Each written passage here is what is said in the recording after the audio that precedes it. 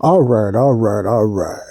Welcome to Real Talk Health Talk with your host, Joseph Brownlee. Super Saturday, March 23rd. It is now 4:52, 8 minutes until 5 p.m. in the Chicago area. I don't know what time it is in your area, but it's 5 going on 8 minutes until 5 p.m. here in the Chicago area. Welcome to Super Saturday, Real Talk Health Talk with your host, Joseph Brownlee.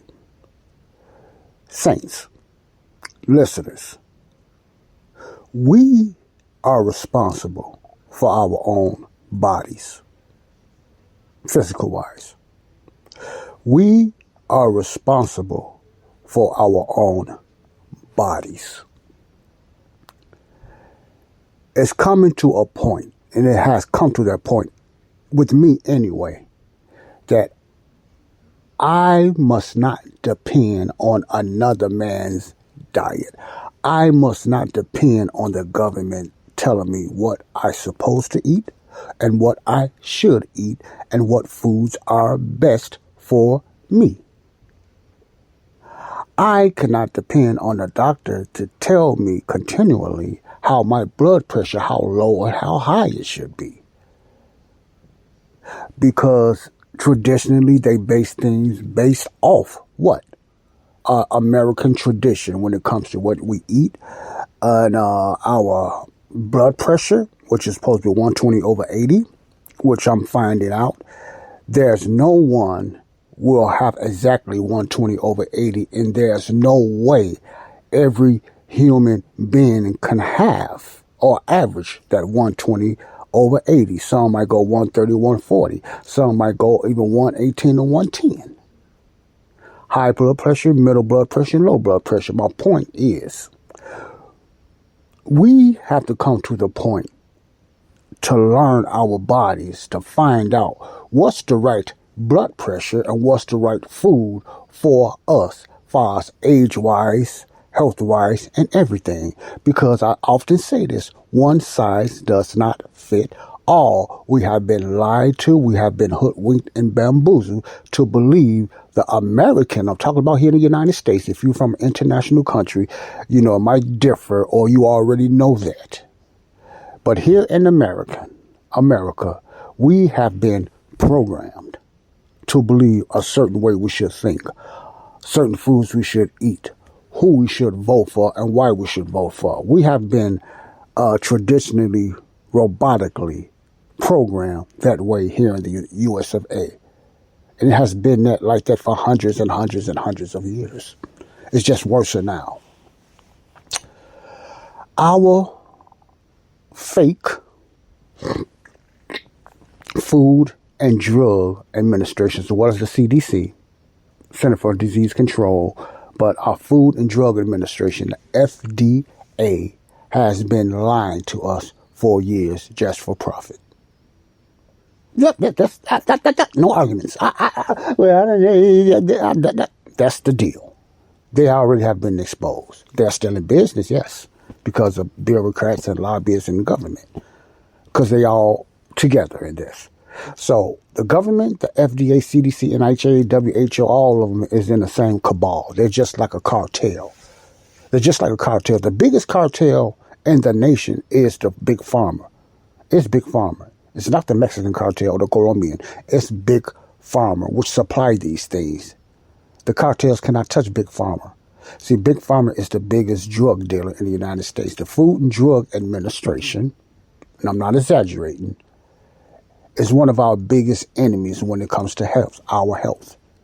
And if we continue to depend on them, now I'm not talking about every employee that works for them. I'm not talking about that. I'm talking about the dark side, the system. It's a group that runs these things.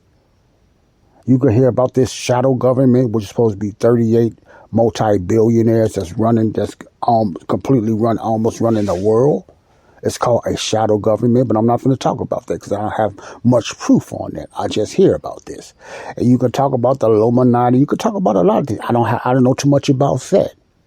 But I know there is a dark side, orchestrated by Satan, the devil, of course. See, that's pouring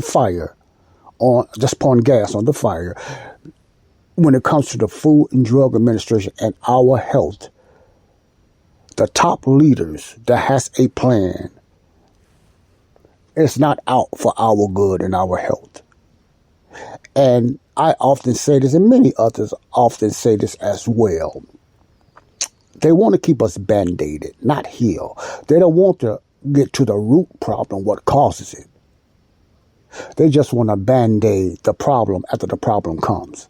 Let me say this again. The health, Big Pharma, and the health organization here, especially in America, I'm speaking of America now, maybe in your country as well, they are trained to band-aid the problem after the problem happens. They're not trained nutritional-wise to find out what is the root problem that's causing these cancers, diabetes, thyroid problems, arthritis, osteoporosis, and all these other names, even some of the ones they have made up.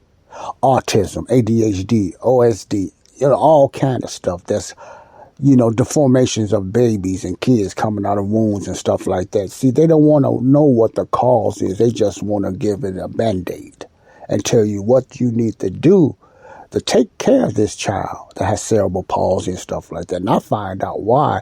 But 9 times out of 10, it's going to be the parents' fault or the way the parents was eating, or just it's a genetic thing, which I'm not going to all genetics. But a lot of stuff is not genetic. See, and I'm not going to get into why I know that. But the point is, when it comes to food and what we put in our bodies, in America has not been the foods for our bodies. You can say, how did you know that, Joe? Okay, look at yourself. If you fat and you overweight, it's basically something you ate. It's not because so much you're lazy, and you may be and you may not be. But that's not why you're overweight and you're sick and you got diabetes, you got gallstones, you got all this stuff. 9 times out of 10, it's what you have been eating. Processed food, sugars, and carbohydrates. Say, well, Joe, I don't eat no sugar. Okay, you don't eat the white sugar you're talking about, but what about the starches and some fruits and even some vegetables?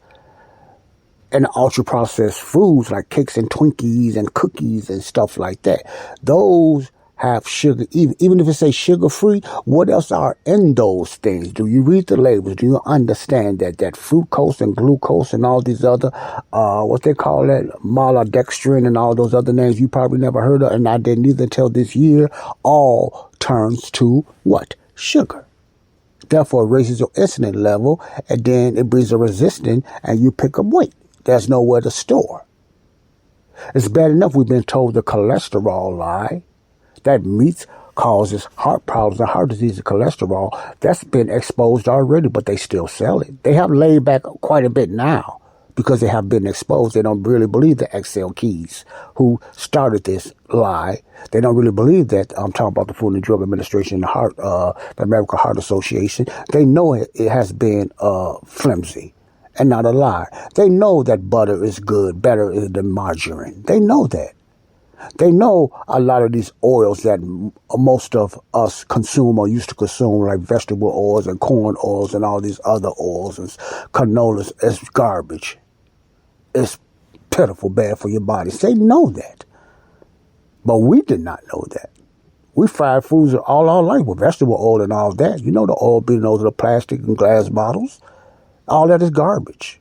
See, those things we did not know nothing about. The majority of Americans still eat that. Now, I say a chunk of Americans still use those ultra processed food, because I heard Dr. Berry say this one time, not too long ago. 70% of what we consume, if we're not on a good, decent human diet, is plant-based. Listen again, 70% of what we consume are plant-based. Even the garbage that's killing us. Therefore, telling us that all plants, vegetables are not good for us. I didn't say vegetables are bad for us or killing us like some clinicians and doctors believe. But I believe the vegetables today that's been tarnished and poisoned with the oxidants and toxins and stuff like that are damaging a lot of our bodies. So you would be okay if you never ate a vegetable again in your life. You would be okay if you never ate another fruit in your life. I'm not saying don't, but my point is that vegetables and fruit, even from the beginning of time after the fall of man, was never the means of our survival, that we needed it to the point that we can only do vegetables and fruit and don't consume meats, which has more nutrients and vitamins that we need in our body. I heard this and it makes a lot of sense. You can get all the nutrients, the majority of the nutrients in your body, because there is a lot of nutrients and vitamins in some plants and fruits. Of course there is. God made it that way. But in the meat that most of Americans consume today, since the fall of man, I'm looking at it in the creationist standpoint, since the fall of man, you can go years and years of never eating another vegetable, listen closely, another fruit, and survive just eating meat. Survive and be more healthier by eating meat. I believe this. And I'm going to give you a disclaimer on this. By eating just meat and never consume another vegetable and fruit again. I'm not talking about the bad ultra-processed junk. As long a vegetarian just eating nothing but vegetables is still unhealthier than a person that only eats meat. Let me say this again. A person that's a vegetarian, I'm not saying a vegetarian is bad, you're not healthy, but I would choose an all meat eater over an all vegetable eater far as nutrient wise. Okay? Far as the essential vitamins. Okay? But you still can eat meat and vegetables and fruit, but just make sure it's the right vegetables and carbohydrates like the keto and the right fruits that consume your body. But it also differs on each individual because of all the junks and the toxins we have in our food from our bad eating. A lot of us cannot go back to eating fruit like we used to because we are so damaged. And a lot of us cannot go back to certain vegetables you can't eat no more because we have been totally damaged. So therefore we have to just eat meat because of the damage that the government system and the world have done to vegetables and fruits and some meats and stuff like that. So that's my point. So I'm not anti-vegetables and I'm not anti-fruit. Everything was created by God. Now, when I say that the fruits and the vegetables that's growing today are not created by God. See, you got to understand that the vegetables and fruit that's man is creating and growing today, they are not created. The majority of us are not created by God. It's man-made, so it's no good. But when God created plants and fruit without the garbage that they put in soil, that was perfect fruit, that was perfect vegetables, as well as meat. See, you can't say that today. Because most vegetables and stuff is planted in bad soil, even with good farmers. You have to just basically have your own soil to not get that junk that's in the soil and planted the poisons that comes in plants and stuff now. What makes this stuff so bad and so what makes a lot of vegetables bad for you now? What makes a lot of fruit bad for you? You understand what I'm saying? That's the knock on fruit and vegetables the way I see it. Not that they always been bad. That's a lie. I don't believe that. That's some evolutionists believe. I don't.